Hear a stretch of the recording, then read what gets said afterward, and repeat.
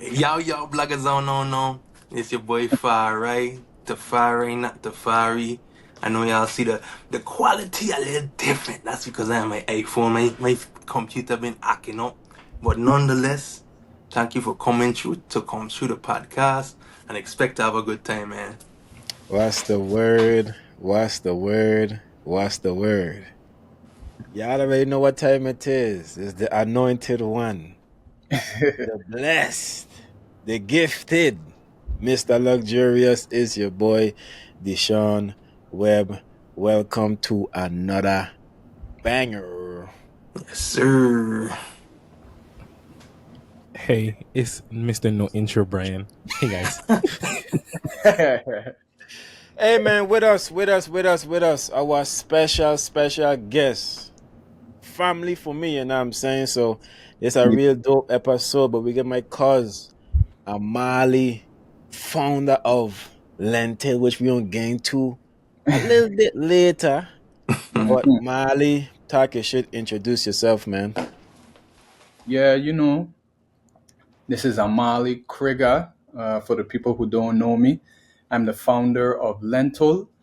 I born and raised here in the Virgin Islands, just like everybody else here. My alma mater is Complex, and I also went to UVI. I heard Farai talking about how we went to UF. I went to UF for a little while in the summer, so I got a little gator in me too. But I also went to OSU and also FIU, which I actually went to for a year, so I got a little panta in me too. I also, like I said, I am the founder of Lentil, which is an app which makes me a software developer, and I'm here to essentially spread that news, but also have a good conversation with everybody here. And I hope that we could have a good time. And let's just do it. And I hope that throughout this conversation, you guys gonna learn a lot more about me. So, Of Yes, course, of sir. course. yeah. That's But let's dope. just That's get dope. right. Let's get right on the part. So I've known you for a long fucking time now, you know what I'm saying? And Yeah, and man. you know what? In our adulthood now, you have taken on more sort of an entrepreneurial approach to doing things. So I want Yeah. to ask you, like, when did you decide essentially, or when that inclination came for you to say, you know what, I want to pursue the entrepreneurial space, specifically in tech, because you're in the tech industry, obviously. So what Uh-huh. what what kind of what was the mindset, or when did that click for you? Like, you know what, this is what I want to do, and this is what I want to get into. This is the path I want to take. That honestly dates back to just who I am as a person. Mm. I essentially always been like that.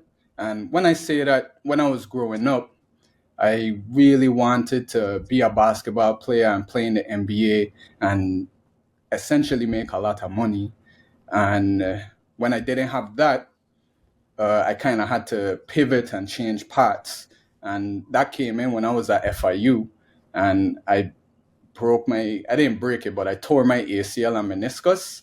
And from Mm. since then, yeah, it was kind of tough. I actually tore my ACL and meniscus at the tryouts at FIU, and that was really tragic. But since then, I kind of got into other things, and I got into some things that weren't necessarily good for me.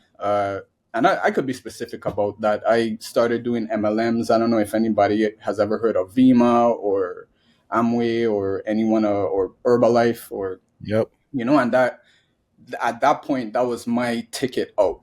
Like I needed at that point I was still fully focused on basketball and wanted to be in the NBA, but I needed something that I could use to make a lot of money so that I could repair my knee and get back on the basketball court. And I needed to find a way to do it fast. And that is basically what MLM companies promote to you. Promote. Right. Also, I got into a lot of those. Ended up stranded out in Miami, ended up dropping out of school, and a bunch of other things that, like I could tell stories for days and all the things that I went through there. But the main thing is that when I started doing MLMs, and if anyone has ever done MLMs, there is a positive aspect to it where they promote a lot of books, a lot of self help books that have helped me, including Think and Grow Rich, The Compound Effect. Which were really great books to me. If I could think of one more, I'd say, what is that? Rich Dad Poor Dad was a really good book too, and I read that and a number of other books which just helped me develop personally and taught me about just the system in general, the college system, just life in general and business and all those different things, and being an independent business owner, and just a variety of things that I learned. And through that, I knew from the start, and even more clearly at that point, that I didn't want to work for somebody for the rest of my life. And that's why it was so easy for me to get into MLMs, because that's what they were promoting. They were promoting getting it on your own, having something for yourself, and kind of getting out of the rat race of, going to school, going to college, working for 40 years of your life, making it, and then retiring at 65, 70 years old and not having enough time to really use your money and enjoy that time. Facts. And that's where it really all started for me. But after that, I ended up going back to college, getting my bachelor's of science in computer science. And then I took on maybe 3 jobs after that. And then 2020 hit. And then it was like, okay, like, I think everybody was, I mean, I won't say everybody, but there were a lot of people going through the struggle during that times. A lot of people couldn't work, their business shut down. And I was actually fortunate enough to have a job, between 2021 and 2022, a really good job. And when that contract was over, it became extremely hard for me to find another job just because of the industry. I don't know if anybody knows, but the tech industry is kind of in a bad place right now. Not a lot of people are hiring, a lot of people getting laid off and whatnot. So it's been really hard for a lot of people. And just throughout all of that, throughout all the knowledge that I've had in my life, I just realized that it's now or never. And I don't want somebody else to dictate my life or have that much control over my life.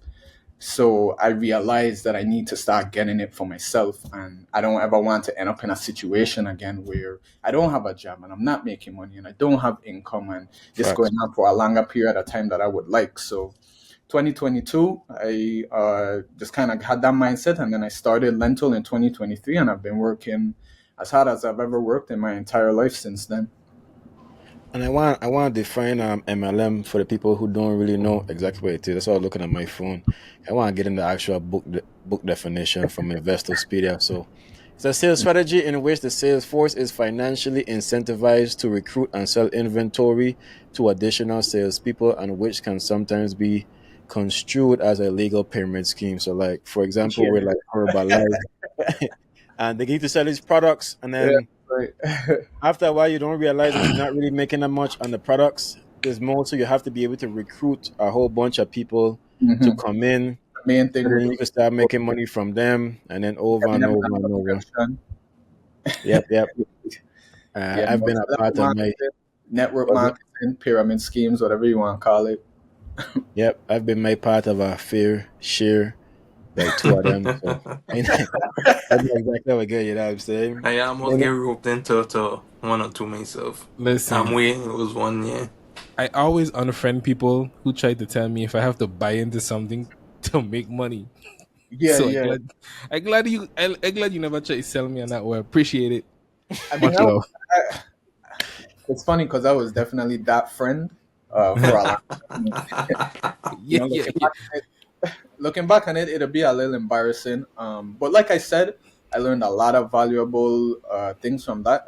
I was one of those guys that were cold marketing. I would, I had a book where I was writing down all my contacts, and I racked up about 200 to 250 contacts of just going out there, talking to people and just trying to spread the message, and then following up and trying to get them to watch a video. And and also just public speaking too. There was a lot of facts. There was a lot of moments where I invited people, because you have to do events. I don't know if anyone has heard of VIMA, vitamins, essential minerals, mangosteen, aloe vera. I still remember it just because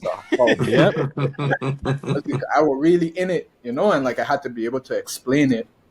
And I've gathered groups of 10, groups of 15, groups of 20 in my dorm and tried to throw down and get people to buy into the what did they call it? The YPR, the Young People Revolution. Yep. You gotta say a down pack. Yep.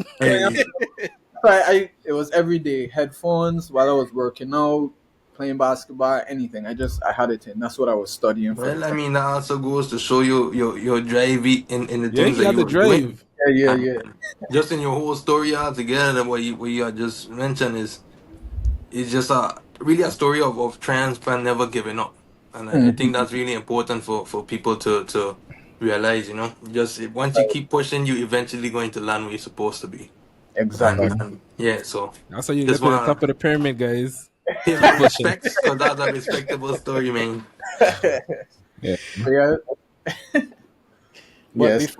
before we get into your newfound career after that, you did talk about being a student athlete, so I want to dive into that a little bit because I'm sure we have some student athletes that has been a fan of the pads, watched the pads and that part in life, or maybe they coming off that part in life because something happened to them similar, they got an injury or whatnot.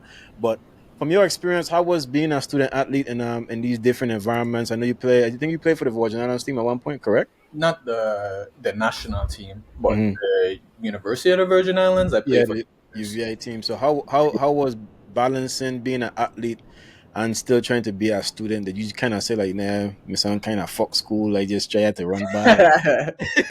Oh, but you had a good balance. It's funny because there's a lot that I could say about that. I think I would really start with high school. I think being a student athlete in high school is, especially in complex, is where it kind of all started for me, and it was amazing for me. Like I loved being a student athlete.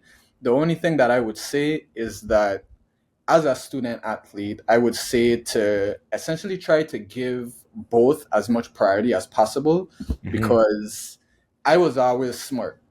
Like I could vouch for that. Like I was always smart. I could have always done good in school, but I made basketball go here and school go here in a sense. And I was in the magnet program for the first 2 years. And after the first 2 years, I wasn't in the magnet program anymore. You check and could give you a little more details on why that happened, but it's just I wasn't doing as good as I was supposed to be doing. And when I always think back to high school, and how well I did in college because I did the same math in college, whether it was Math 140, trigonometry, calculus, and I aced all those classes, but it was because of Algebra 2 and trigonometry why I wasn't in the magnet program anymore. Mm-hmm. And all of that to say, like I could have had a full ride to college, like easily. And I think that's something I definitely like to tell a lot of high schoolers because people gone, or not just people, but the college recruiters gonna rate you based on how well you did in college. Junior high, elementary, all those things is kind of out the window. As long as you do good in high school, you could get a full ride, you could get a scholarship, and right now, we're dealing with student debt, and I still paying that back, and that's something that if I had just focused in and gave it the same priority, I wouldn't be worried about that right now. But it was still fun. I mean, for sure, Deshaun, like how passionate I was about basketball. Yes. So that was a very fun time in my life, and I loved it. As far as balancing it in UVI now, I always used to tell my friends. I had one friend that I always used to ask what my major was, and I always used to tell her girls and basketball because that's really what I was focused on. But I did, and that was high school and college. My first years at college for sure. And I just used to set up because I knew that's what I was really focused on. But I always had a liking for computers, so I ended up taking up business IT. And one day I was asking Auntie Charmaine, Auntie Charmaine, Mm-hmm. how do I get scholarships and whatnot? And she told me, you don't get no scholarships with a major. You need a math and science major. That's where all the scholarships is. Mm-hmm. And from that same day, I changed my major from business IT to a bachelor's of science in computer science. And from there is kind of where my whole software development and just whole my computer science career started. And balancing that, when I went, just to answer your question, like, balancing that was fairly easy for me because at that point I had the same priority. I knew I wanted to do really good in college, and I essentially just kept my GPA really high, and also played really good basketball. Yeah. It's a crazy heck So in Yeah. high school and them heck, I was shit. I can't run no ball. And Oh I'm, God, man, no man. I want no man. If you catch me on Princess Court, I could play. But as soon as you put me in like actual check with ref and them thing. Why shit? But it's funny when I get states and I start to put on weight and them thing and I start running ball a lot more because we get shit to do in the military. Yeah, that Mhm. move that I used to see you do a lot that I take from you. That's crazy. I never probably even tell you this before. But Yeah. what advice when you used to go on a fast break and used to use the draw the contact quick. Uh-huh, They used to uh-huh. run into my boy, you know much time I used that in the States dog, and I heck what and I always credit that heck to Mali, miss. I got a heck for watching I forget if it was a video or something I watching you doing that heck and I like, miss, I take that fuck from Mali, miss. They used to Routine come man. and one for that. He put on one for that move there, man. So hey, give thanks for that for my little stint in the military running bar, man. Those who know, I know all the haters them from home gonna say hey, shit and this, but hey, the man them who were in the Well, states with me, you wasn't no, I shit, was man. shooting. You wasn't shit to me at all. I just Everybody had their role. Yeah, I couldn't do organized, man. I like to play the street ball. I guess the Yeah. confidence was something. I won't have confidence. Soccer, no, yeah, man, I was confident bad, but not basketball. Well, I mean, everybody went through the nerves, and that's the thing. Like I used to be scared bad to playing games, and it was just through playing games I got over it. And True. there was never one game that I wasn't nervous before. Like there was, I can't tell you one game that I just felt completely calm or at peace before going into that game. I just learned to deal with it and play with the nerves. I don't know if you guys have ever like some people have the quote where it's like do it scared, and Yeah. that's what kind of motivated me. And what motivated me the most is after a while I just kind of got tired of it, and I knew that there was I could play so much better because I knew I was so much better, and I didn't want fear or nerves to be the reason why I wasn't playing to the best of my ability anymore. So it became more of I gonna fail doing my best, but I'm not gonna fail anymore because I'm scared, and Mm-hmm. that helped me a lot. One thing that helped me, Mr. Peterson, I forget the class, Arthur Peterson, he's commissioner of agriculture now. He used to have a Uh-huh. life science, Yeah, life coach yeah. class I don't know. in vocational side. And he had say, stress is normal in humans. That's expected. But you could always turn the stress into different variations of it. You have distress, which is a negative form of it. You have eustress, which is positive. Mhm. It's all comes from the same place of being nervous and anxious and different things like that. But you could always turn it into a positive form of it. And Mhm. that always stuck with me because I nervous. I used to have stage fright. I mean, I still have stage fright. But Yeah, yet I I get you. always found myself I never believed that. in situations and intentionally put myself in situations where I'm on a stage and Mm. my heart would be pounding, hands shaking, everything. But I just always go back to that statement of just turning that stress into you stress. You still gotta get it done, you still have to do it, work through being scared and just turn it into something positive. Yeah, So man. Facts. I And got a after question for you, Amali.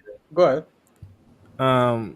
Going back, pivoting backwards from what you mentioned, that balance you had between your academics and your basketball, and then unfortunately you fell to an injury.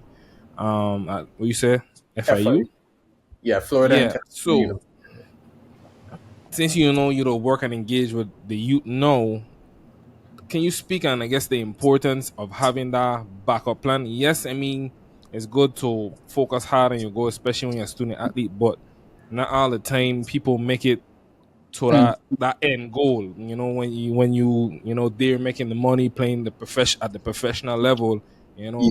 you had a balance, you had something to not necessarily fall back on because it was something that you was also passionate about in computers. But I mean, like, could you speak on that and the importance of having that backup in case your force or your main goal doesn't work out the way you hoped it would? Yeah. For me, it's a bit tough because you always hear your plan B gonna distract you from your plan A. But my late grandfather, always told me from time I'm young to have a plan B. And anytime I tell him, he'd ask me what I want to do in my life. I tell you I want to play in the NBA, and he'd ask me what's your plan B, and I tell you I want to be a graphic designer for video games, and that was it. You know what I mean? And I always kind of held that in the back of my head, as like, if everything don't work out, this is probably what I'm gonna do, and as you can see, I went through what I went through, and I got injured. And just so everybody know, just for anybody who aspires to be a basketball player, and this isn't to discourage anybody from that dream, but the NBA has been around from since what, the 1950s. We're about to go into almost the 80th year. I think we're there in the really high 70s. I know we passed 75, and during that time, there has only been 5,000 people that has ever been drafted, and that's over a 70-something year span. For sure. And that's a crazy number to think, because it's like there's Yeah, 7 billion people in the world. It's 100 million, hundreds of millions of people trying to make it into the NBA, of kids that, dream, aspire to be that. So you kind of have to have a plan B if that's your dream, like, because the stakes are really high and your chances are really low. But to answer your question, um, you it's not even just about having a plan B so you could be successful, but I think just as a human being, you should be good at multiple things, like your whole life can't just be basketball. And that's what I've learned, what I mean, where I see, now that I'm away from that, I see basketball players and I see how great they are and everything that they do, but sometimes I ask myself, how much do they actually contribute to society? And Mm. like, there's people who really do some really invaluable things, such as doctors, lawyers, etc. And you just kind of got to explore all your different interests, because you have, uh, I would assume, most people on this planet have many talents and many things that you can explore. And you kind of limit yourself when you just kind of stick to one thing. And I mean, if that one thing is going good, it's good. But even Kobe Bryant, dabbled in a bunch of different things that also helped him and help his game. So I would say, open your horizons. There's a lot of things, especially if you want to get into business, that you're gonna have to know. And I'm learning all those things right now, and it's a lot. There's accounting, financing, marketing, video editing, doing podcasts, editing audio. And there's just a number of things that you can do in this world and contribute to. And I would just recommend that, as just a human being, where there's only one life to live, I would recommend that you explore as much options as possible. And when it comes to balancing it, I would say have a plan. I like to have a plan about the way that I go about things. And in college, I always scheduled out my days. I wasn't always successful, but I would say I was pretty disciplined when it came to walking out, practicing, doing my schoolwork, and getting things done. And also, just kind of realizing when you're not there, when you're not that good, and seeking help. I went to the tutors until I became a tutor, and I also, went to people to help my basketball game until now I could help people basketball games. So just kind of standing on the shoulders of giants and, soaking up as much information as you can. And I think you could be really successful once you, like I said, once you have that plan, you schedule out your days, and you know what you're trying to do and what you're trying to get to. I think you could be really successful. I hear three gems just now, man. I hear find you a mentor. For sure. Powerful thing that we've talked about. I think, and the last part, I think we actually talked about that, finding a mentor. Episode 20, don't quote me, 22, 23, one of them. Yeah, 24? Uh-huh. No, no, 23, 24, 23. 24 just no, yeah. Every 23, episode 23. Find yourself a mentor. You talk about scheduling, man. I've talked about scheduling to a lot of people and how creating scheduling have changed my life. And you share something important. It's not all the time you're gonna be able to like, wow, I gonna just be on point with my schedule all the time. But No, having it is better that's your than life. you know what I'm saying? But having some kind of structure so you could see, so that when you need to fall back on it, you have that in place. So it's a really good tool, man. And then the premise of what we've been talking about earlier is do it scared as well, man. Yeah. A lot of us Just to add, I just want to add more emphasis to scheduling. Like, just to fully answer your question, Brian, like, that's how I balance things. Like, if I didn't, and I would go crazy if I just kind of went with the flow. For real, like, I need structure.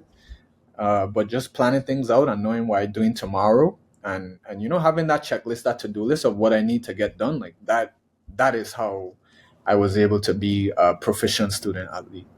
And it The has. truth, Go ahead, Fire. so the truth is, I think we all need structure. Some people Right. would say that they work better in chaos, they work better in this and that. But just imagine if they work well in chaos, how much more efficient and effective they would be if they worked through having some form of structure. Even children need structure. Everybody needs some form of structure. Yeah, So exactly. And what people don't realize is, like, a really big part is consistency. So when you thinking about doing your assignments, probably in high school, you think, okay, like, I can get all of this shit done in one shot. I gonna have one day where I get all my homework done and I can just do it. But what I learned through college is, and as you got more mature and more responsible, is more about, okay, like, I take 2 hours out of every day to read my textbook, to study this, to do this assignment, and you don't have to get everything done in that day unless you have a deadline the next day. But this prevents you from having to reach that deadline and having to uh, rush to get something done last minute. If you could take that 2 hours or 3 hours or 4 hours a day and do something real substantial with that, and you do that every day consistently, you just stay on top and stay ahead of everything.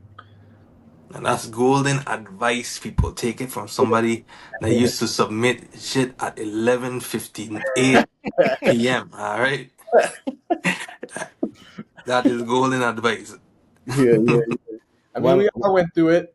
I wasn't facts. perfect, I definitely wasn't perfect, but One last piece of advice I want to give out as well, which goes in hand what you were saying when you talk, what you just said. Shout out to the book Atomic Habits. Mhm. Ridiculously amazing book, and I'm saying not only is the consistency. Sometimes when you put too much things on your plate, you're less likely to even do it. That's an Especially if when you don't have, we right now we're talking about school and stuff, and we're about to start talking more in the entrepreneurial world.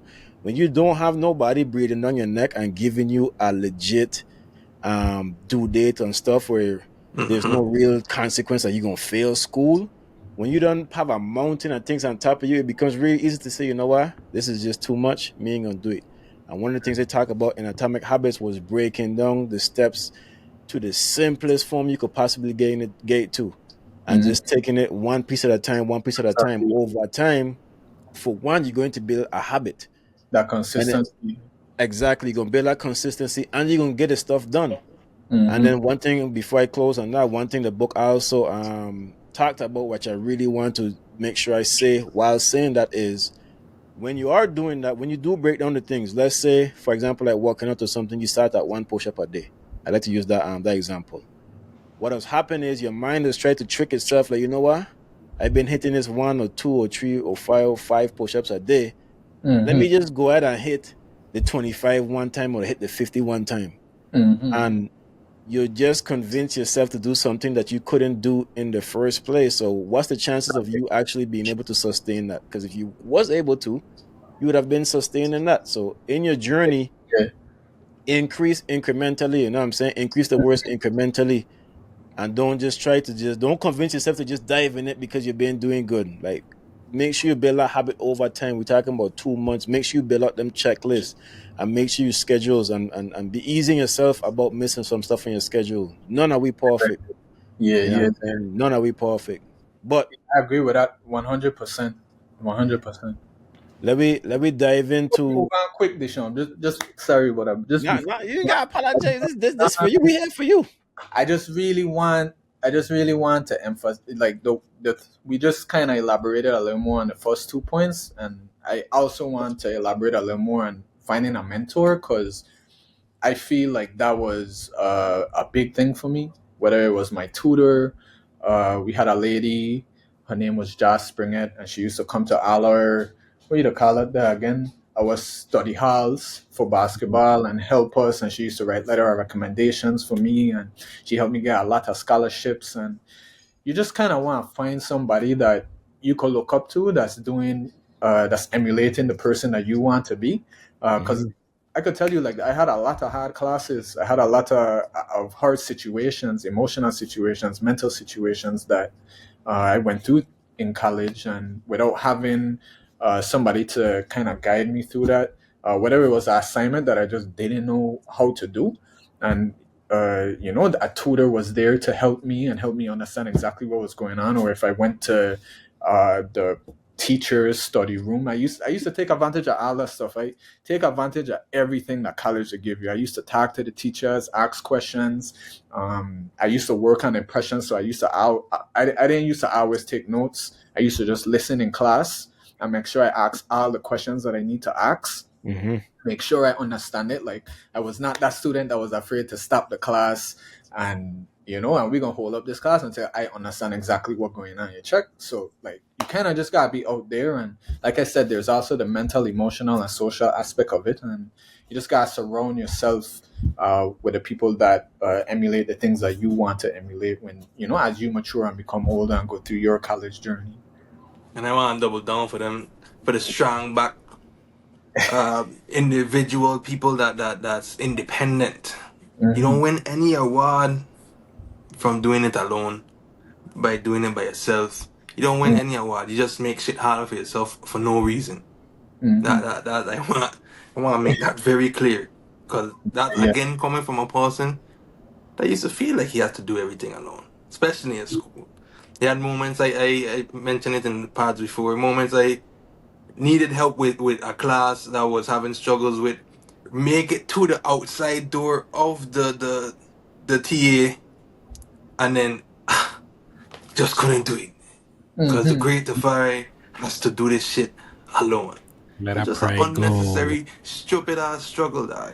So you don't win any awards, people. You don't. And we as humans aren't designed to do shit alone. We're designed to Facts. get connection, to be a community. We're designed to need one another. Exactly. So Yep. And there's not enough time. There's not even enough time to do it on your own, to be honest. Exactly. Let's jump into lentil, man. Let's jump into lentil. Okay. Not the soup. I love a lentil soup. You know? Yeah, Yeah, when I yeah, hear the name, I was like lentil. Hey. Let it give that arty vibe that they're strong. Lentil. But Yeah. That's let's funny. jump into your most recent adventure. Let's talk about lentil. How the name, the current status. What is it? Because people hear me saying lentil, they're really thinking about lentil soup. Yeah, the bean. What is you come here to talk about a bean? A lot of people that ask that about how I come up with a name. I would say it came from being inspired from Steve Jobs. I don't know if everyone has watched the Jobs movie. I think it came out in 2013. But it had a enactment of how he came up with the name, and back then I also did a little research and all of that. And the main thing is he just wanted something that was relatable and catchy. They see it and it just not. I think what they had, enterprise computers or speed computers, like that don't really. And another thing, I don't know if you guys know, but Steve Jobs was a fruitarian, and he also worked on an apple orchard, or however you pronounce it. So that inspired him to name his company Apple. And now when you type in Apple on Google, you don't even see an Apple. Apple.com comes up, and you gotta go on the whole next page to actually see an Apple, because it's all Apple Mac computer, Apple iPhone, Apple this, Apple.com. And it Let just me made it Google it. very ubiquitous. And that's kind of what I was looking for. I needed something that would just kind of click. People would see it, they'd be able to identify with it, and that would be it. So me being a vegan, lentil is like hallmark, staple legume of the vegan diet, and I love lentils too. And for me, I see it on a little deeper level, whereas in St. Croix, I don't know if anyone has tried to start a business, but there's a lot of, aside from just St. Croix and the Virgin Islands being what it is, even to the lieutenant governor level where you have to actually apply for a business and whatnot. There's a lot of restrictions, limitations, and regulations that kind of hinder people from getting into certain businesses.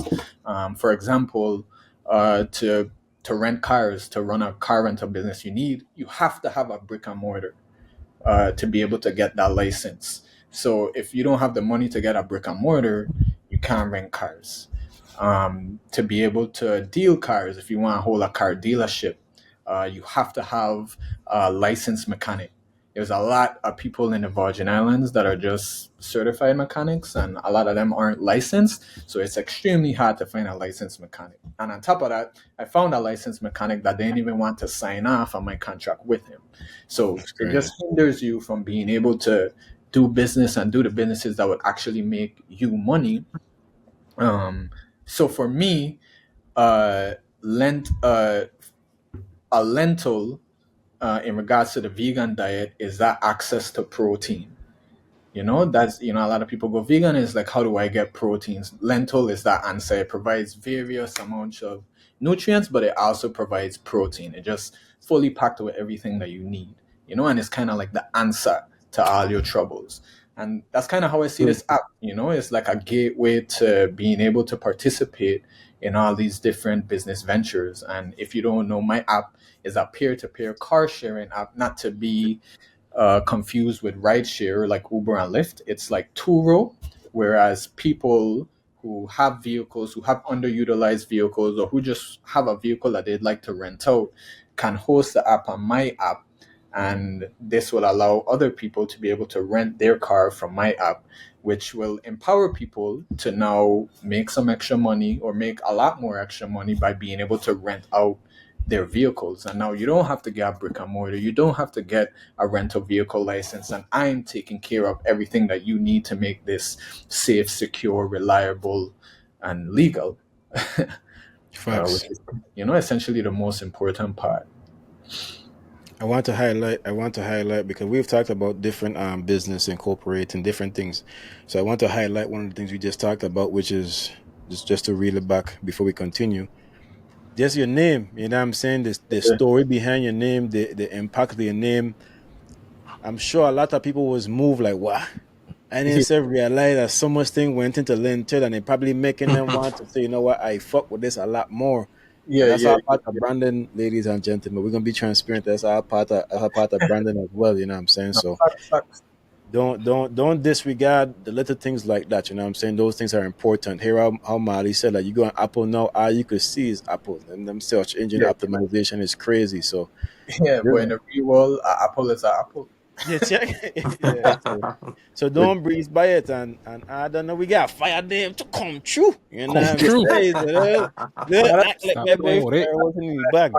come true podcast. Big up for real. But But no, I just want to add, it was also kind of a good rhyming scheme. So one of my little catchphrases is, "It's not a rental, it's a lentil." So Huh? uh, a lot of people like that. yes, Yeah, sir. Yeah, that's a little cool. you were supposed to drop that there from the beginning, Mister. I'm the fun at Lentil, and then drop your It's, little slogan like what it's again. not a rental, it's a lentil.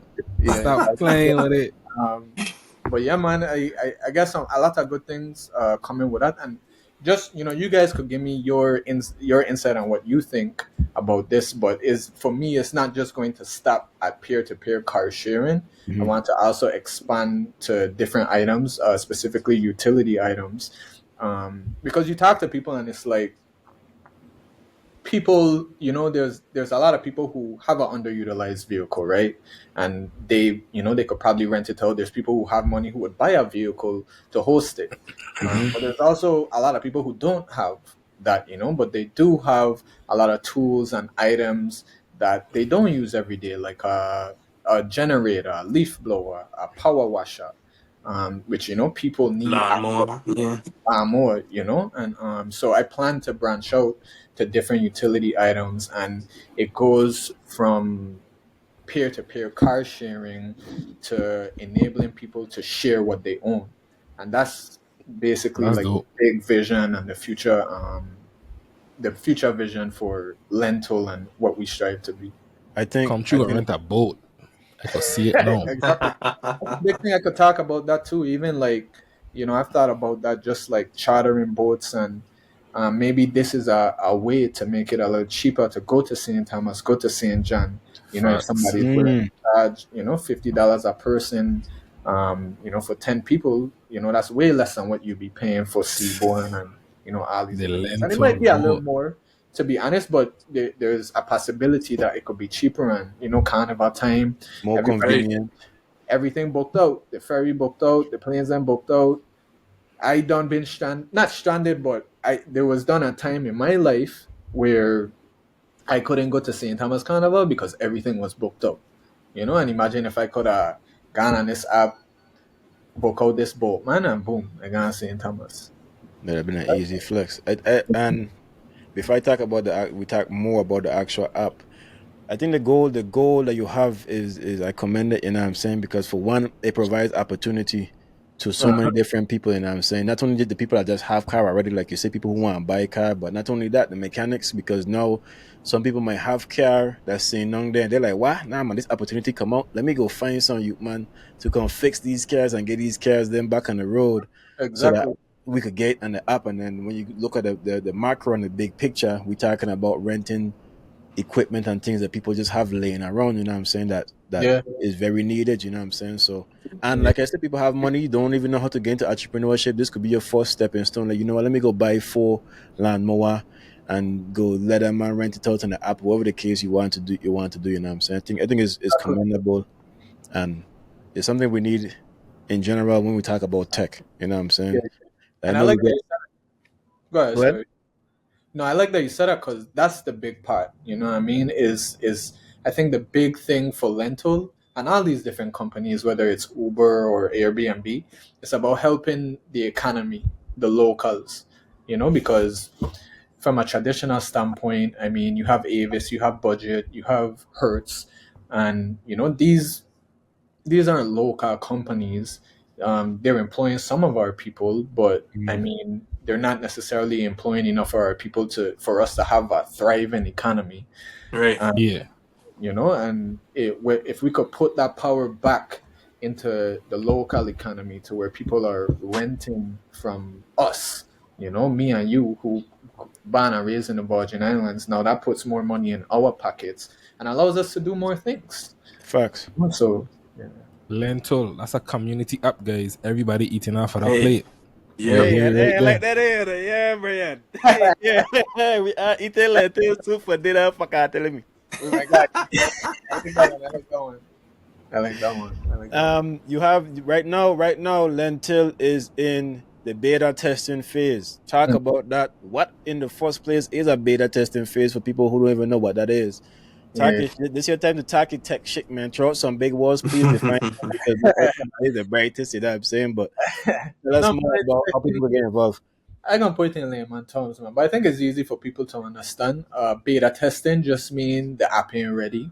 We're still adding more features to it, and we built the app, and it has a bunch of features that we've added, and we need to ensure that all those features are working as expected. So, as you could see, as you went in the app, you had about 2 crashes. That it never crashed with me, but it crashed with you 2 times. So I gotta go in and figure that out. And there was probably about 9 more things that you talked about that needs to be improved in the app, and that's what it's all about. It's for Apple. They provide a way for iOS developers to do that, and it's called Test Flight. And as you could see, you had to download the Test Flight app, and you were able to now download my app onto your phone and utilize it, and provide your little feedback with screenshots and whatnot, and that helps me to improve my app. So for everybody that doesn't know, we're planning to launch in November. We plan to do a first round of beta testing, which is 30 days. You right now are an internal tester. I have to apply to become an external tester. So all that stuff that you went through, you essentially won't have to go through once I get approved for external testing, Mhm. and that'll allow more people. I won't have to add you to my App Store Connect and all those different things and give you access to that, which I didn't really like. But at the end of the day, I need testers, and but I'll do my first round of testing for the 30 days, and then we're gonna do round two. And once we do that, we're gonna add all the features and fix everything, all the feedback that everybody was providing, and then we're gonna market in October. Probably around October 17th is what we're looking to start marketing the launch, and we plan to launch November 1st, hopefully. And from there, we're gonna be marketing for the Cruise and Christmas Festival to see. Obviously, that's gonna be the time people gonna be looking for rental vehicles. So that's why we, looking at that time, and we're gonna see how we're gonna go. And hopefully it goes well, and that's when we're gonna be official. Hey, Yeah, man. November That's dope. 1st. Not planning, Yes, going happen. it gonna happen. It gonna happen. Yeah, November 1st. November 1st. So That's talk dope. about you had something, Brian. Talk about developing an app in itself. You know what I'm saying? Like people don't even know kind of what that process is. I don't know if that's something you could talk on That's what. pretty quickly. Yeah, Like, I could definitely talk about that. Just so everybody knows, I'm a software developer, so I build apps. I have a game on Swift that I helped build. It's called Xenia's Arc. I've built websites. That's why I started out doing. I started out building websites, and now I've migrated to. I have a more of a passion for building apps, just because of the age that we're in, and mobile everything and all and whatnot. And Turo was also one of my favorite apps.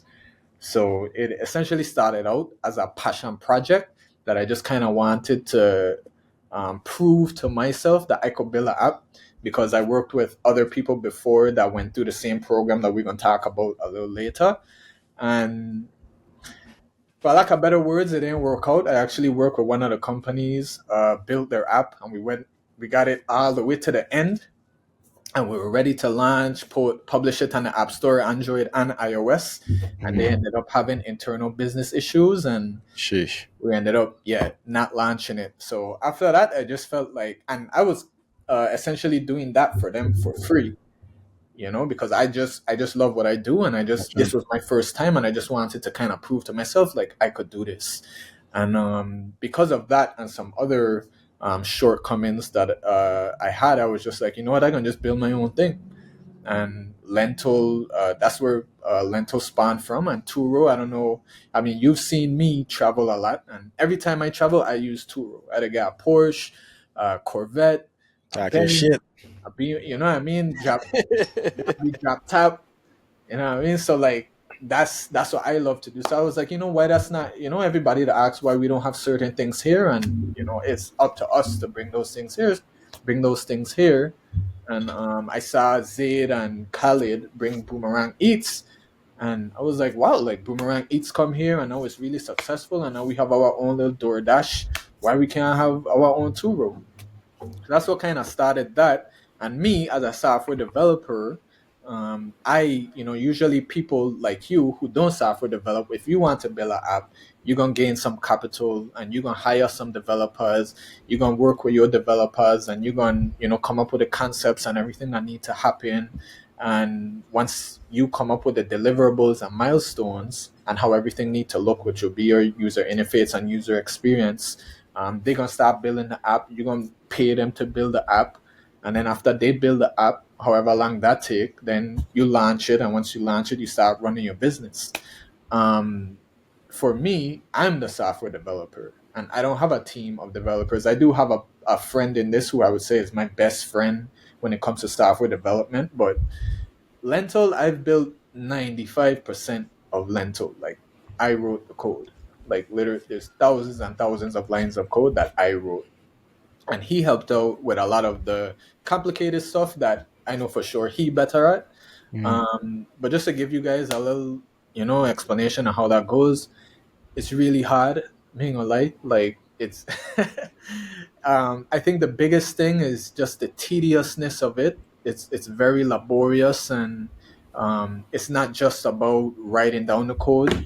You have to know how to. There's 1,000 ways to skin the cat, and you have to figure out the best way to do this particular algorithm. And there's a bunch of different things to worry about. You have to worry about the user experience, and that involves colors and the text and how it looks and how it engages the user and the flow and how it moves to all the different screens and the buttons, and then you have the actual UI that represents that user experience so that it's a good experience for everybody that uses it. And then after that, you go into APIs, which is application programming interface, and that's you have a remote server that's processing all your little business logic and your calls to that API, and you have to build your database. And You gotta pick whether you're doing AWS or there's a bunch of different cloud systems. Amazon Web Services, which is the biggest one, and then you have Mm-hmm. Google Cloud Platform, which Amazon Web Services is the biggest one. They take Biggest, up about yeah. 50% of the market, but you have Microsoft Azure and Google Cloud services, and you have to pick between which one you're going to use. And once you pick one, then you have to figure out all the different services that you want to use within that cloud system and the ones that's going to help the best and cost the least. And just a lot of things to think about when you're doing it on your own. So I would recommend, if you have some money, just pay somebody to do it. But but me being the person that I am, like, I want to learn, and it's not just about the app anymore for me. Like, the app part for me, I wouldn't call it easy, but I wanted to do it. Mm-hmm. So whether it was hard or not, I was gonna figure it out. I was gonna figure out how to make this algorithm faster, how to increase this performance here. Whatever it was, I was gonna do it. But for me, the challenge right now is the business part, and that's where it's like where it gets a little interesting, because usually what happens is I did the backwards, right? Usually someone starts a business, they have a business, this business is working, and then they're like, oh heck, like, if we They will had an make it app, up. Yeah. this business would be a lot better. But me, I was like, okay, I want to build an app and then start a business. So now I gain into the end of building this app, and now I need to start, like, really start doing business, because me make no money yet. Mm-hmm. And it's just like, that's the hard part.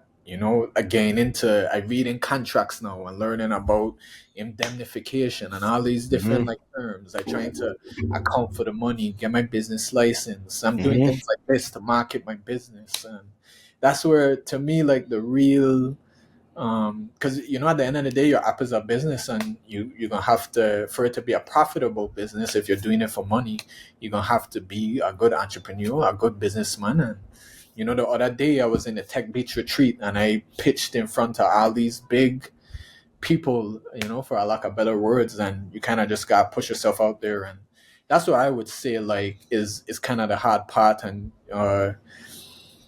just the advice would just be, you either have, like, a good team that's adept in all these different things, or you work slow and work at your speed and kind of um, get there at your pace and learn everything that you can along the way. Let me give some people some advice that Yeah. piggybacks for what you're saying. I have written, I think in the past week, maybe like 2 business plans. Now, I didn't write the whole business plan. I write the outline, and I helping people develop, like, the mission, the stuff, and these certain stuffs. One thing Amali talked about, Amali is passionate about what he's doing. So Amali could probably speak really well about his mission, where he's trying. Y'all heard it right here. You know what I'm saying? He have a clear goal, a clear mission, where he wanted to go. Sometimes a lot of us don't even have those things, because in our head it's just, you know what, I know this gonna make some money, and that's it. Only go that kind of far. Take some time and really think about what you're doing, the impact it could have on these things, and become really good at speaking about what you are passionate about. What it's going to do is, when you start to look for other people to bring in, if that's what you need to do, whether it be you paying them or for free. Let's say you go on Clubhouse, or you go on Facebook groups, or you go on different avenues, you go to different summits, different meetups. When you're Yeah. able to speak really well and have influence to make somebody really feel like they want to be a part of what you have going on, sometimes you to get some of these things for free. That's how you start finding your real business partners and people to be able to help you. That's where you start getting a little bit of discounts here and there. That's also when you want to pay somebody, the level of how they responding to you. That's also a little bit of how you figure out if this is the person you even want to be able to hire. Mm-hmm. You know what I'm saying? So that's a shameless plug. Like, Lon, like, go in here and do some research. As I said, when I talk to other businesses and people who trying to start things, I use Wylon in my marketing and sales background. And the first thing for me is like, all right, what's your mission? Where are you trying to go with this thing? You know Yeah. what I'm saying? Do you have any kind of actionable plan of how you were planning to do this? Like, regardless, if you had nobody, or maybe let's say I put $1 million in your pocket right now, do you have an action plan? Because everybody talk about, yeah, if I had money, I'd do this. If I had money, I'd do that. You Right. drop them man in a room with 3, 4, 5 millionaires, they don't got a fucking clue how to move, you know what I'm saying? And that's wasted opportunity. So if That's you're serious about what you're trying to do, you don't have to have the whole plan because obviously you ain't been there yet. yeah. But do enough research so that if a man come to you, if I walk up to you right now, representing Come True Podcast, and I say, you know what, hey, Come True Podcast, want to invest in this thing right now. If you could show me the information and convince me that it's a good investment, we gonna invest. If you Right. could only tell me like, yeah, man, this fuck gonna make money, you know what I'm saying? Like, Right. like I mean, hating on nobody, and I'm saying just giving advice for what was given to me as well. This ain't just me talking about it. This is people, millionaires and people who own businesses, people in multifamily real estate that have been teaching me these same principles on how to be able to talk about things. You could ask Farai and Brian when we go out and we gotta talk about come true. We talking about come true like this thing is serious, bro. 'Cause we have a real goal for it. You know what I'm saying? Like we could talk the talk, and we out here pointing the walk. So that's just Yeah. my That's the little, biggest little thing. bit of advice. And And just every, to just to add on to what you said, like that's like so unbelievably important because like I said, I did the backwards, right? I started building the app and now I'm trying to make the business fit. And when I did the program that I was telling you about, is like the first thing that you do is not like your first thing is not to start developing. Your first thing is to figure out whether this is a viable product or service in the first place. Mm-hmm. And that's why like one of the first things that you do is a lean validation survey. Mm-hmm. And that could be implemented in a bunch of different ways, but the way I did it is just through Google Forms, and I created a survey, and I provided a bunch of questions that would tell me whether this is a viable product or service, or most importantly, whether this is something people even want. And if it's something that right. somebody wants, how do they want it? You know, like what features do they want? How much would they pay for it? And all those different things. And you have to do, for any business, you need to do market research, and Facts. especially for an app, because what I've been working on this app for a year. Depending on the complexity of your app, it might take longer, shorter. I know people, they build the app in 2 months, 3 months. Sometimes it's 6 months. Sometimes it's a year. Sometimes it's 2 years, and you don't want to waste that time and money.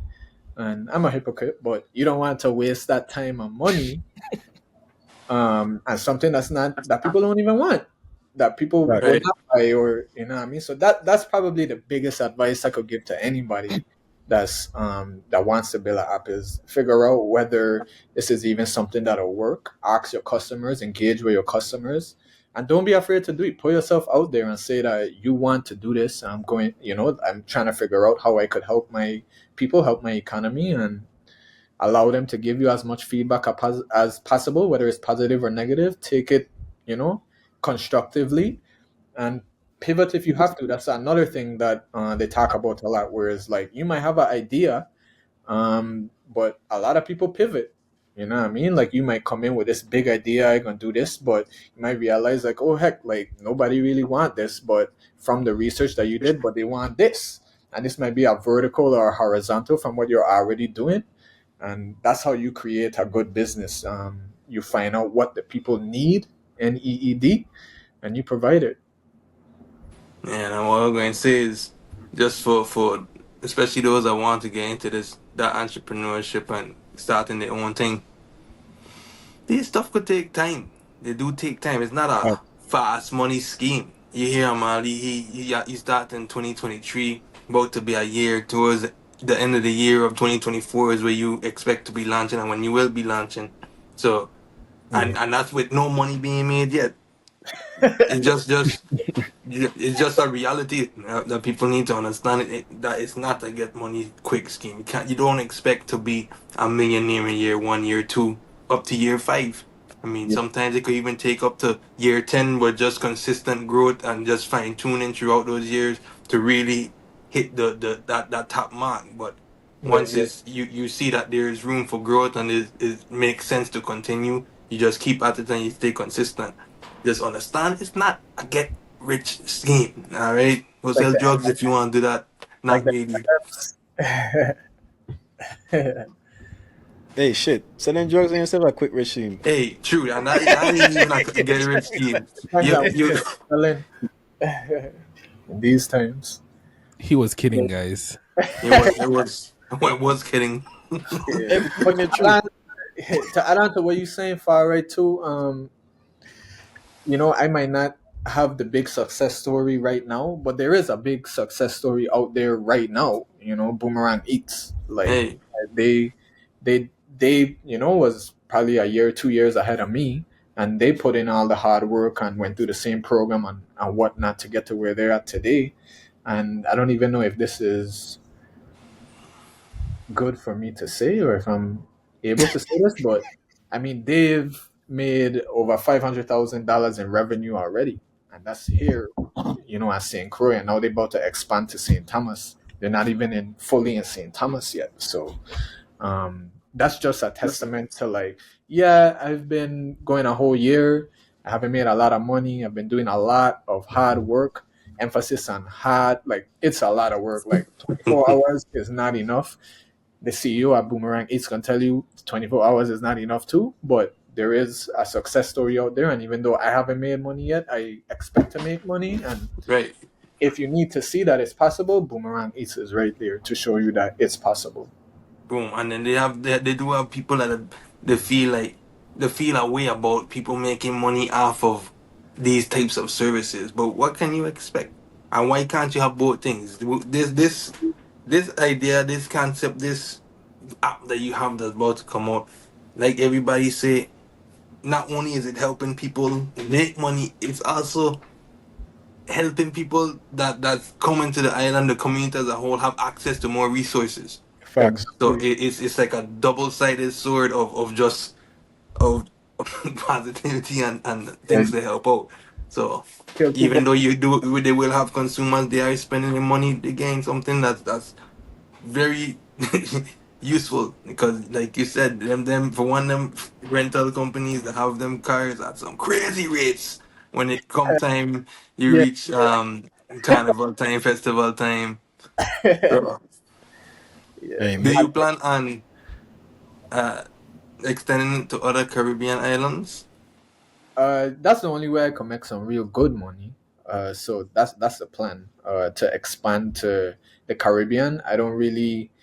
I think for me, you have Two Road, you have Get Around, you have a couple other companies that's already in the mainland America, but they haven't. As far as car sharing, they haven't been able to really get into the Caribbean. Turo isn't in Puerto Rico. They used to be in Puerto Rico for a little while. They're not anymore. They're not in Jamaica. They're not, in all these Saint Martin. They're not in all these different Caribbean islands. So the way I see it as an opportunity for me to not necessarily compete with them in America, but to establish this innovative technology in the Caribbean, and then probably try to compete, elsewhere and whatnot. So I think that's a good strategy, and I think there's about 2 million people in the Caribbean. Is that correct? Um, I did some research. Way Can't more than two No, but million in the it gotta be Caribbean. way more than But two I You million, can got be more two than million because two. people in Puerto Rico. Puerto Rico have, I think Puerto yeah, Rico have more than exactly. that. So that's the market. I learned just from like one of my mentors throughout this whole thing is like when investors look at a market, if they see like like you have to do a financial projection, right, based on the market, and if they see $1 million, $10 million, maybe even $100 million, they're not gonna get excited. And that's just what was, I'm not 100% sure because I haven't talked to any investors yet, but based on one of my mentors that I've went through it, it's like the big investors, they don't get excited about $1 million market, a $10 million market, or even $100 million market. They want to see $1 billion markets right now, and it's like you have to have about 2 3 10 million people in that market for it to be $1 billion market. So I would, to answer your question, I would have to expand, to the different Caribbean islands to really have a good, story and a good stats when it comes to these investors. Yeah. Wait, have you talked about Lentil on any other podcast yet? No, this is the first time. We get we get hey, Exclusive. we innovate our same way. Now, Jeez, I especially bet. we bring in the technology to the people. I don't want to know what people doing and what. the people of our generation doing. We out here in tech, man. We out here in tech and country bringing it to the forefront so everybody to see. Man. So I try to make sure people know what they want. I will say you weren't the only offer. You weren't the only person that asked me. But you know, you being my cousin, my family. Give Mm. thanks, give I thanks, mean, we give gotta plug it how you could gate, nepotism. Yo. Yeah. But yeah, definitely. I plan to expand to the different Caribbean islands. That's definitely. I think the next thing would be Puerto Rico. I would hope to, if I could get Puerto Rico, that would be a dream come true right Not now. if, man, when we get Puerto Rico. Bro, Listen, in my mind, right? This is in my mind. In my mind, come true podcast is big enough that when we put this episode out, somebody listening will be like, "My son, I Mhm. got to be involved in this." Yeah, yeah, try yeah, little yeah. bread throughout Lentil, And then the man. investors gonna start coming, and then how we talking about Puerto Rico? That vibe's gonna be like, "My son, let we go shake up a whole new next market. We go into a whole next country, my son. Fuck our Caribbean. We in South America. You know what I'm saying? That where we got talking into existence, man. Nah, This is for this is real, our for real, for real, for and it's real. possible. You know what I'm saying? We talking like it's far fetched, but hey, look how man I start time. Look how Gary Vee talk about how they start Airbnb and how they starting stuff like Uber. You know what I'm saying? Like these things are very realistic so long as we have, for one, the support of the community, and then once the marketing and the business acumen is there and everything running right, hey, you never know where this thing could go, my son. Like, we take Yeah, that from yeah, far. yeah. Yeah, and I just to add on to that, like, it's just really cool, man. Like, I think everybody should kind of be an entrepreneur because I disagree. I it's disagree. Go ahead, but I disagree. you don't agree with me with that. I wish everybody could be. I Man, we think need walker bees in this world, man. not saying everybody can be an entrepreneur, Okay, but okay, okay. everyone should strive to be one because at the end of the day, this is life, and Facts. like, there's just so many things that you do as an entrepreneur that helps you to Facts. grow as a human being. Hmm. I mean, just what was it? Today is Sunday. Yesterday is Saturday. I had to wake up at 8 a.m. because I'm doing peer-to-peer car sharing, which is car rentals, and obviously you have to provide insurance. Mhm. And I need to figure out that aspect so that it could be safe, legal, and secure. And I'm calling up insurance companies, talking to them, trying to see if they even provide a service for peer-to-peer car sharing, which they don't in the Virgin Islands. If anybody asks, wants to know, because it's actually it's actually extremely risky for insurance companies, and And they blacks. don't like it. And but going through all of that and talking to insurance providers and trying to get as much information as possible, and me not knowing anything about insurance and how it the ins and outs of how it works. And yesterday Avis was having a car sale and I was talking to Keswick Insurance, and through that I realized that Keswick Insurance insures most of their cars. And talking to the dude, he was giving me a lot of information. I was like, yo, like, I'd really like to meet with you and chop it up and get some good information on how I could do this. And he was like, yo, this Saturday, come through, we could talk about it and you could get some more information. And Come just true. I woke up at 8 a.m. on a Saturday to go to Avis to talk to an insurance provider to get some more information on how I could run my business. And that's just one. You know what Facts. I mean? It's like that's you putting yourself out there. That's you committing. That's you working on your communication. Facts. You know what I mean?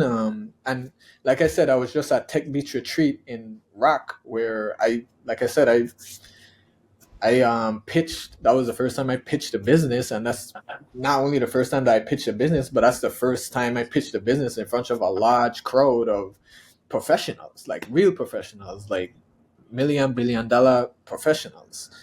You know what I mean? And it's like that helps you grow. Like, I wouldn't be this confident, I wouldn't be able to talk this good on this podcast if I didn't go through all of that. Because I could tell you I'd be nervous. I'd be nervous as fuck. I didn't want to cuss on the podcast, but I'd be nervous. And those things help you grow. You know what I mean? I like to see people doing something for themselves, and at the end of the day, like, you don't Real. want to be relying on nobody to make ends meet. Facts. So imagine just reaching that point where it's just like, especially as a man, I don't want to single out women, but women and men, but especially as a man, reaching that point where it's like, I get myself, and I probably could provide and all, Facts. and I probably could thrive and all and provide more than what you need. And I just think that's ultimate fulfillment, and that's what I'm trying to get to. I was saying the Virginians we need a lot more, but not necessarily just like because I feel like when we talk about entrepreneur, you know what? I don't get to that. I don't get to that. How you should keep. Okay, we're getting to it. So I feel like in the Virgin Islands, when we get into conversations about entrepreneurship, at least in our age groups, I don't think people take it like very seriously in terms of like it's always some kind of quick business. Nobody putting no real thought into like the impact they could have on the community and doing something bigger and doing something like different from the norm. You know what I'm saying? And when I say this, I don't mean no disrespect to nobody and what they're doing. You know what I'm saying? I'm just talking the truth in what from my perspective. It always becomes okay. Let me just start a t-shirt business. Okay, let me just do something in music, or it's always something along those lines. And those are good. These are good things to start. You know what I'm saying? I mean, trying to discourage nobody from starting those things, but we need so much more. You know what I'm Yeah, saying? Like we need there's so much things that could be introduced that if yeah, we sit down and just thought about it and put some real skin in the game and just try to do some different things to replace to not only replace but refreshen and introduce the new things to the territories, we it could be so much. But a yeah, lot sometimes we just divided. Sometimes we convince ourselves that we don't have the resources, and sometimes it's just pure ignorance of not just knowing at all, like not knowing that if you go to the right person, if you network, if you go out there and seek the information and learn, there's different ways, like you talked about earlier, to skin the cat. You know what I'm saying? You could go through yeah, banks, you could go through crowdfunding. I know people remember we talked about Kira in the episode where she crowdfunded 12 grand. I know how to make money from the bank so easily. Don't get me wrong, some certain kind of businesses is not so easy to get money from the bank. But just you going out here and pitching, you find investors that way. Or you just taking your time and save like realistic the amount of money we spend on all kind of crazy ass shit. Like you talked about on fire, right? Talked about a lot. Sometimes it may take like 3 years for you to get enough little startup fund to be able to branch off into this whatever industry you want to get into. But I feel like that conversation that does need to be more had. I know yeah, there's yeah, yeah, man. those seminars and stuff that happen behind it, and I know we're gonna talk about it. I guess we could bring it up now, especially in the tech space. You know what I'm saying? I don't really know. I feel like there is so much opportunity in the tech space Wide open. within Yeah. the Virgin Islands. You know what I'm But saying? Like, it's not even just the tech space. Like, I mean, I show your father they probably said this a lot far, right? We import 96% of our food, and I mean that means the market is wide open as far Yeah. like Literally.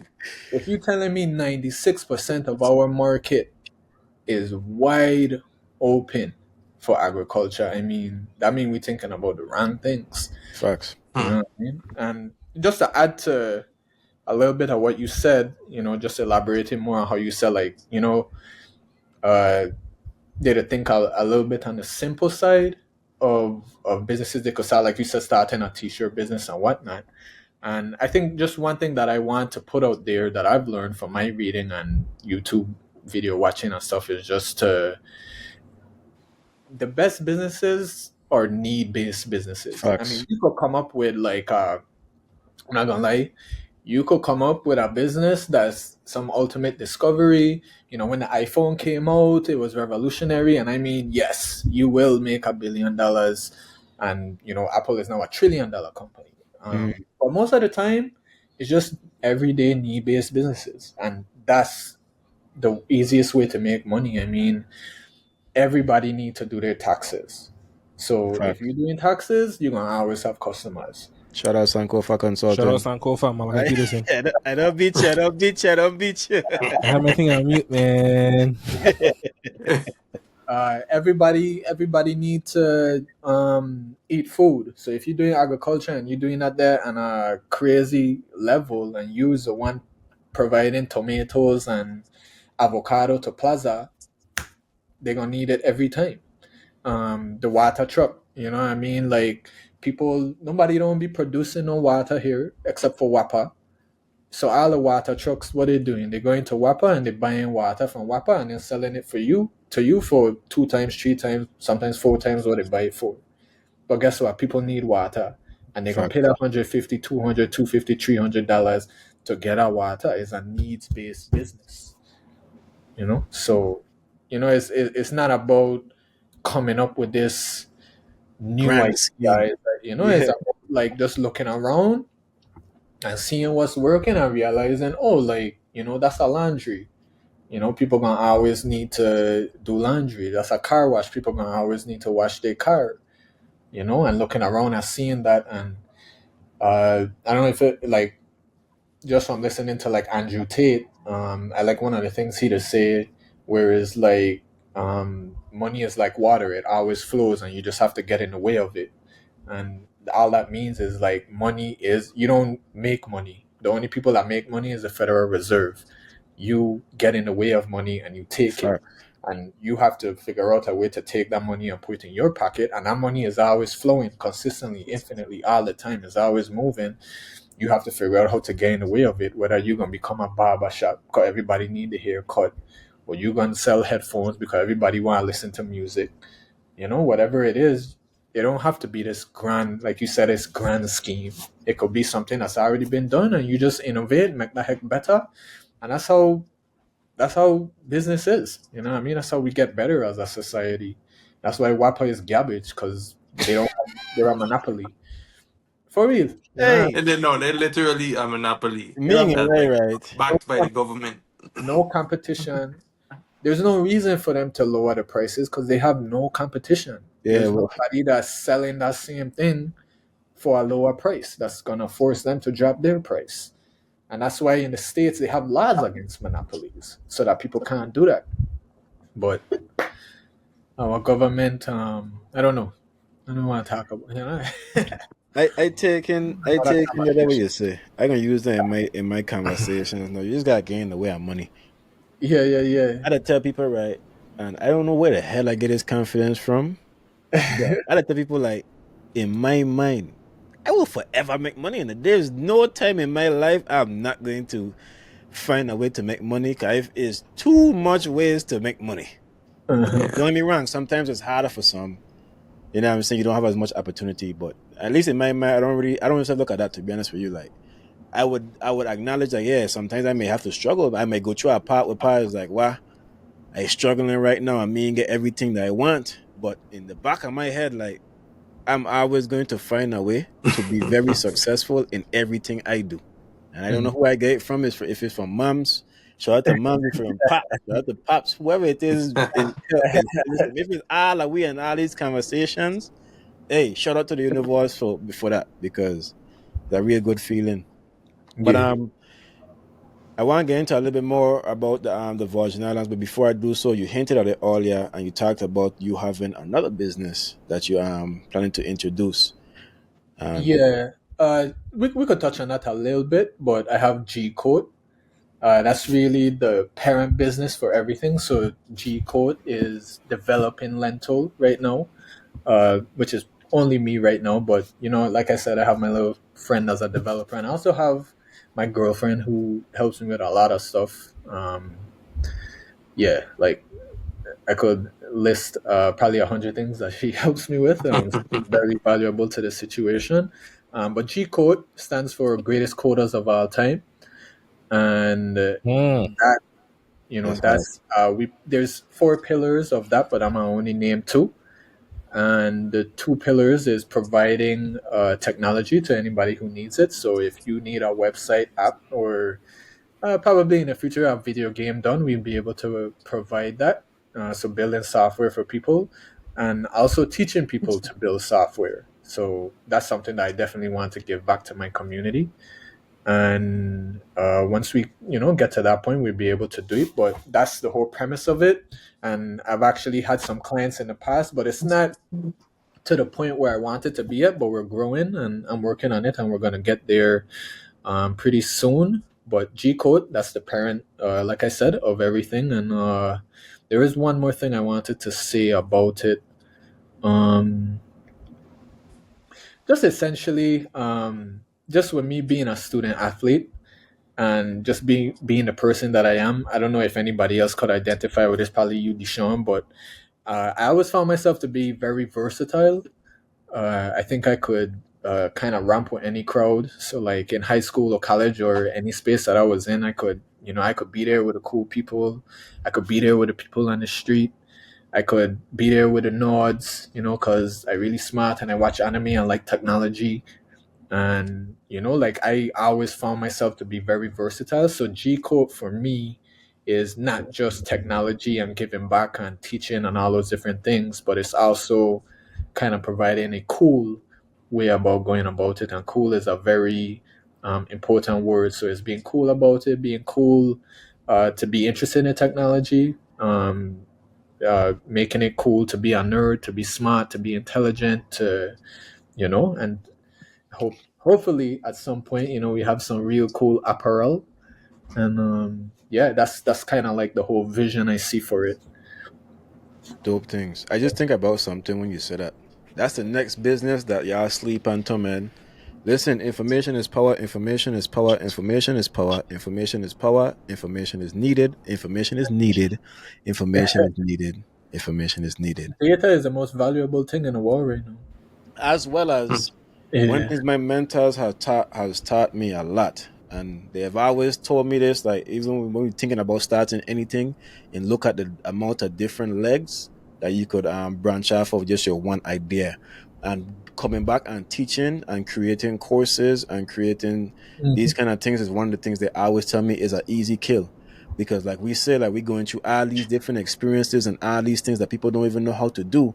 Just documenting that experience along the way and then coming along and making, let's say you make a checklist. Let's Mhm. say, hey, this is a checklist how to get from this point to this point. That's your pain point that you don't know how to get to and you're struggling to get to.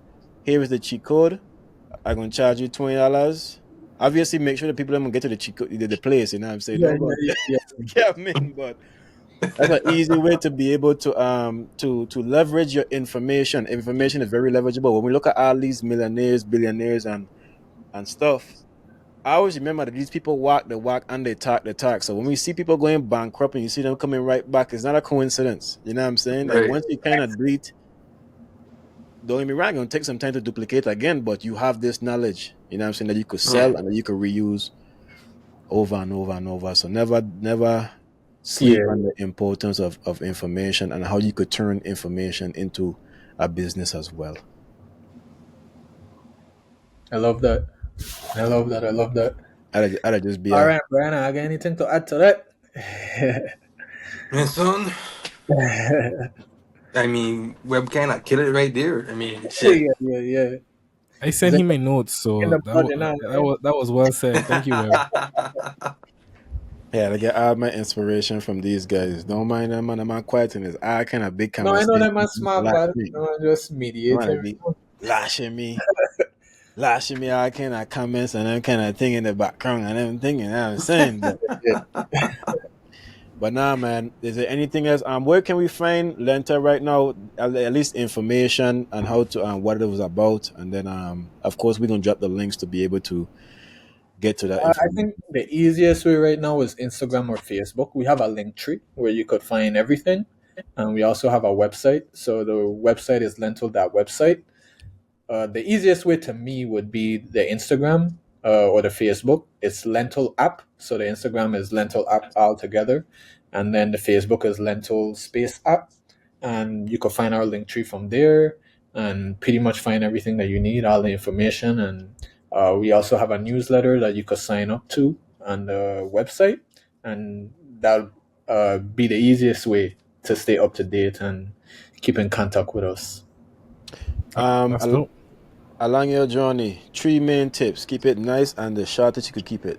Three main things along your journey, your whole life. I ain't talking about just it's your whole life. What's the three main pieces of advice you would give to Oh, life anybody in or life? It could be life. if you want to make it specific to what you're doing, if you want to make it specific to sports, whatever you want to make it just three things that you want everybody to leave this part with. It could be a repeat of something we talked about as well. Just give me three things. Okay. The first thing I would say is to be resilient. I think never giving up is probably like you watch anime and you just watch all these different things, and that's just like the biggest point in everything. And I think for me, like I've just hit so many points in my life, so many low points especially, and I've went through a lot. And I think one of the biggest things that I've learned is sometimes you just hit a space, and there were spaces that I've hit where I've been really low, and I didn't know that I would have get out of that. It just felt like that was it. I was gonna be that way for the rest of my life, or look at that way for the rest of my life, and I just essentially didn't believe in myself. And a minute pass, an hour pass, a day pass, a month pass, a year pass, and next thing you know, I'm in a completely different situation. And sometimes you just kind of gotta be patient. You gotta believe in yourself, and you gotta take the hits. You gotta be able to get back up. And that's cliche to say, but it's real. You reach to I'm 30, 31 now, and you reach this age and you realize like it's real out here. Like is this isn't a fantasy story. This isn't a fairy tale, and there is no happily ever after. And you're gonna got to keep working towards what you want, and none of that is going to be given to you. And I just want to keep iterating, no, emphasizing hard, because sometimes I'd be asking myself, I'd be like, I didn't know it was this hard. You know what I mean? But it's cliche to say, but they just say if it wasn't hard or if it was easy, everybody would be doing it, and that's real. So that's the first thing I'd give people. Just keep going, keep innovating, keep coming up with ideas, be resilient. Life is hard. You're gonna try to get your business license, and then people at LGO, they're gonna give you a hard time, and like you're gonna take you a whole month to get your business license, and you're gonna think that was the easiest part of the whole business thing, but just keep going. And today I have my business license, and you just kind of just had to keep it chucking and stay resilient and keep going. I think the second thing, what would be the second thing? I know you said make it brief. I'm sorry. You Completely good, man? You bypass that good? part, but it's all good. My bad, might be. I would say the second thing for me, and this would be the hardest right now. At this point in my life, this is the hardest. And you should have a passion and love for what you're doing, and that includes also doing the things that you don't want to do. Real. um Hmm. I mean, like there's a lot of things about, like if you want to be the best basketball player in the world, it's easy for you to go out there and play in a game and to play a 5-on-5 and to enjoy the game. But it's not easy to get in the gym, to make 1,000 shots a day, to do all these different things to better your game. And you just have to be willing to do what you don't want to do. I was a tutor in college, and I love to tutor math, love to tutor Spanish. I used to find myself as a person who could tutor any subject, and but I hated English. Like I just didn't like. I could have write an essay. I could have write a research report. I was good. I helped people do it. You know what I mean? But I just didn't like writing. You know what I mean? But I had to do it. You had to take the EPE to graduate. You have to know how to do these things. So that in the future you're able to write uh, email. Right now, I'm trying to apply for a grant, which is one of the hardest grants I've ever applied for.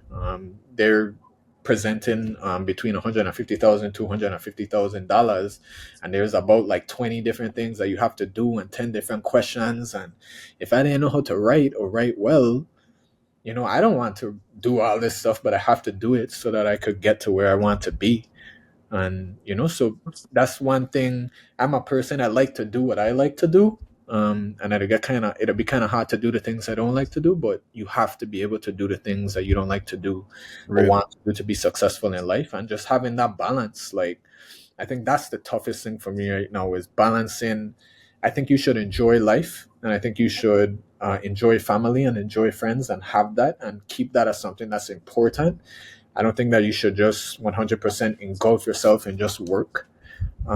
Because for me, in my opinion, I just don't feel like that's a good life. And there's a lot of people like Steve Jobs himself who 100% just went into work, who, if you ever read his last letter before he died, he talked about how, he felt like he was a 100% asshole, and he wished, he spent more time with his son, daughter, wife, whatever, whatever the case is, so just having that balance. And it's hard. I don't know how to have balance. I'm a hypocrite. Like, that shit is hard. Mhm.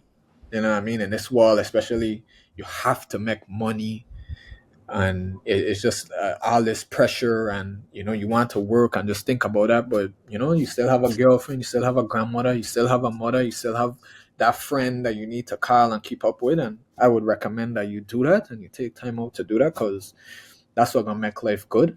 And the last thing that I would say, I don't know if anybody know, but I'm Mr. Incredible from UVI. I think I'm still Mr. Incredible, and my platform was using your powers for good. And I always just wanted to inspire people to use your powers for good. And what I mean by that is, I think everyone is talented. I think everyone is skilled. We all have our gifts, but not everybody uses those powers for good. And the same way that you could come up with a master plan to rob a bank, you could come up with a master plan on how to protect it. The same way that you could run a weed business or a drug business is the same way that you could run a legitimate business. And the list goes on, and the different things. And I just want to urge people to use their powers for good. And we need it. We need it in this world, and we need more positivity and more people on the good side, Facts. God's side. So, yeah. Well, I want to give a tree. Hey, go ahead, go ahead. Hey, go ahead. This guy. I'll try to keep it a little briefer than Amali just did, guys. might be, man. So, my first one will be: you don't have to be alone because you are not alone. We're in a war with over 7 billion people. You don't have to be alone. So stop. Mhm. That's self-explanatory. Second, That's a good one. you are the captain of your ship. Your mind is yours and you control it. And just like any other organ in your body, your mind is designed to think and to process. Regardless of whether you consciously thinking or processing, your mind going to still be doing that.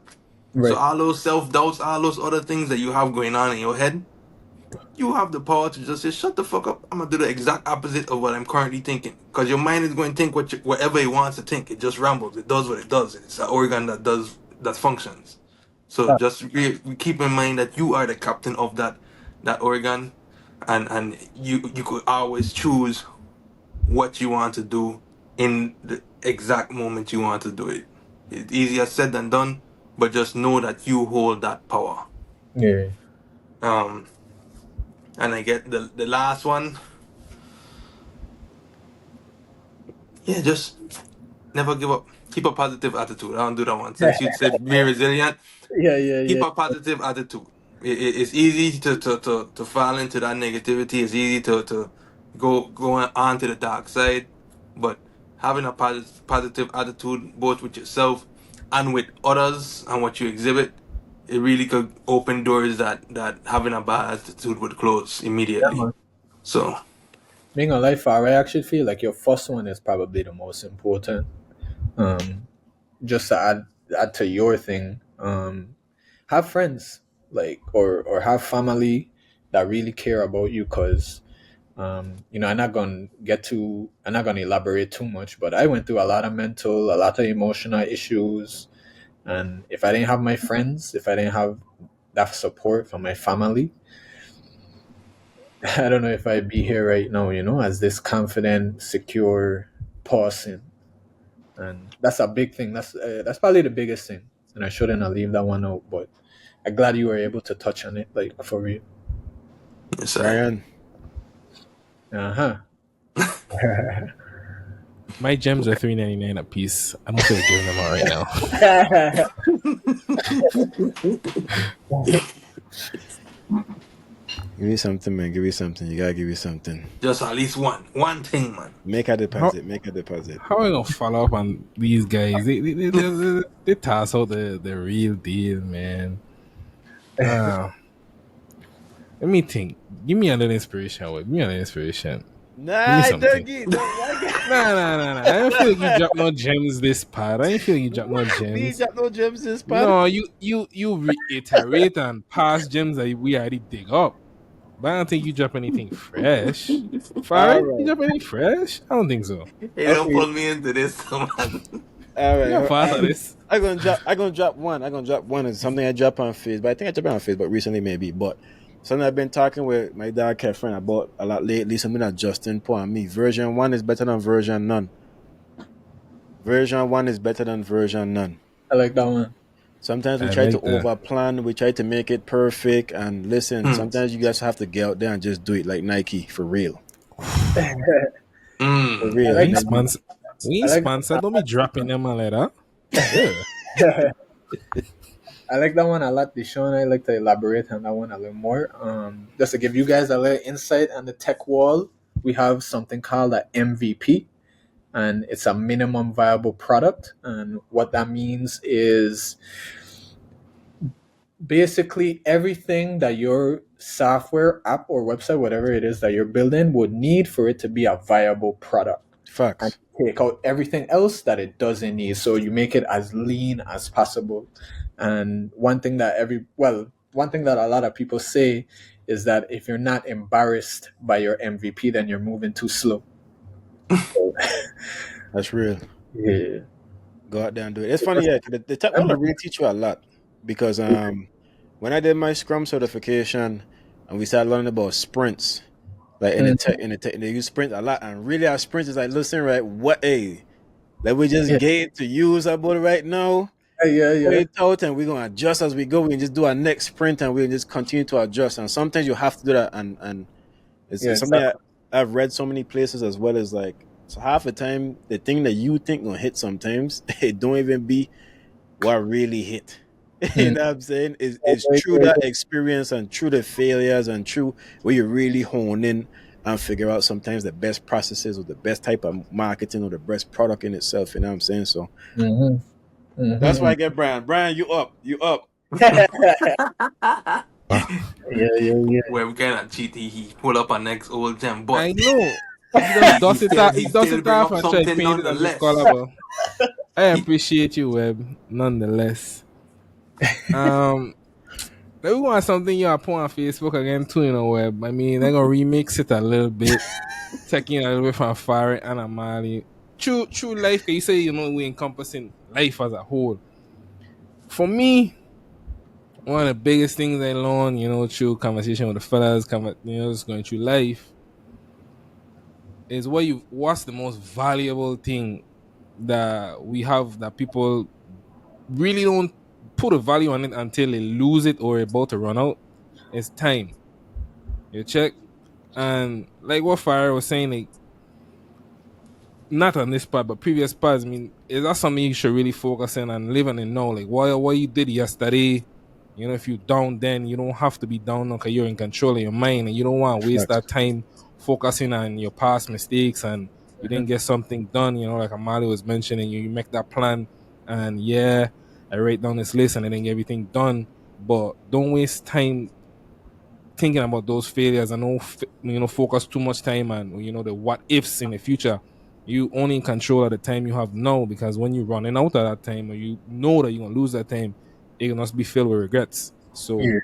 do what you can now so you don't have to think about not doing it then and wish and hope for what you could have done in the future. So value your present, live I in your like present. I like that one a lot. And I think the only thing I'd add is you don't know how much time you have. So Facts. Yeah. Don't You never waste know. it pondering, thinking, assuming, doubting. Wake up and be Regretting. luxurious like Web. Be happy, be I confident read like it, Brian. Amali. You know what I mean? Be positive like Fire. Just be Mm. chill like Brian. Live in your now. This man just start preaching. With Yeah. that, He went from having nothing to, yeah. love that one. I love that one. Yes, sir. Since we give, usually we like to end with gratitude. Since we give so much game just now, I feel that's a good place. But Yeah. as the Come True podcast, we want to give some gratitude to you, though, Mali. Yes, Give thanks sir. for coming true, for sure, for sure. We look forward to do some things with you in the future. Big Yeah, up to man. all the endeavors you're doing. I know personally, I don't know very, very personally the whole struggle, but I've seen, you know what I'm saying, some of the things that you have been through, you know what I'm saying, I know a little bit of the story. So I definitely proud of the man. Is it feels good to be able to sit on here and have this conversation. You know what I'm saying? Like when I go into the app, it feels good for me to say, well, I could leave these critiques here and I are part of the process a little bit. You know what I'm saying? Yeah, So man. definitely Yeah. give thanks. Um, But yeah. yeah, Mali, for sure, for sure. You gotta spin the block again. You know, we look forward to having you on the pod when when that lentil bust out of the pod and it become a strong legume. Oh yeah, people doing the thing. You know what I'm saying? So I mean, after the release, hopefully we could have you back to talk about the success of the drop, and to see how what more you could do with Mm, it. So mhm. we look forward to that. Yeah. With that, anything I else just you want to want let to you do? guys know that I appreciate this. I'm very honored to be on this podcast. I find all of you to be people that I respect, and yeah, like just to reiterate, like I'm honored to be here. I'd also like to point out we didn't really get to it, but I just want people to know for sure what has helped me to get to this point, and what is accessible to everybody in the VI is the RT Park provides a program called Yeah. the Idea Mm. Incubator. They provide a program called the Idea Incubator, and this is that phase of the program is for people who don't have anything implemented yet, who just have a good idea, and you can apply. You do have to come with a good enough idea, and if you get selected, you get into the program. They provide mentorship. They basically like put you through the whole process, and they have seminars and all these different things to help you get your business to where it needs to be. And the biggest thing is that they provide capital. So in the idea incubator, they provide $5,000. So if you have a good idea and you need some capital, this is right here in the Virgin Islands, provided to us as Virgin Islanders from the RT Park. And if you do well, and this is not only for people who go through the idea incubator, but if you have an established business in tech, and maybe you already have an app and or something else that you're trying to take to the next level, they have the Accelerate VI program, and that's the more advanced program. And you go through some more advanced seminars, some more advanced mentorship, and you have to pitch in front of senators and all type of different things, which gives you some good exposure, experience, and growth, and also $20,000 of capital for your business once you could finish all the little deliverables that you have to do. I think that's very beneficial to anybody. Everybody should know about it. I think they try to market, but it probably doesn't reach everybody. But I'm bringing it here to you guys. Oh, we're Um, gonna spread the word for sure. yeah, so that's readily available to anybody here. I think uh, they want. I got a little insider information, but they want to also provide an agricultural one because Mm. programs are for tech. But I know for a fact they've been thinking about agriculture and whatnot. But that's just a little insider information that's probably gonna come out. But yeah, definitely look into it. Look into the RT Park Idea Incubator Accelerator VI. If you have a great idea, submit it and apply. And I'll just like to get back to saying, yeah, I really appreciate being here. I'm really honored to be here on this podcast. And to be honest, this was a real good talk. I feel really comfortable with you guys, and thanks for providing this space. Thanks for Man, coming through. thanks for coming through, man. Yeah, man, you don't know. Come true podcast. With And with that, that, like Pop say, peace over the heart. Much love. Thanks for coming through. Hey, Blessings. I don't know.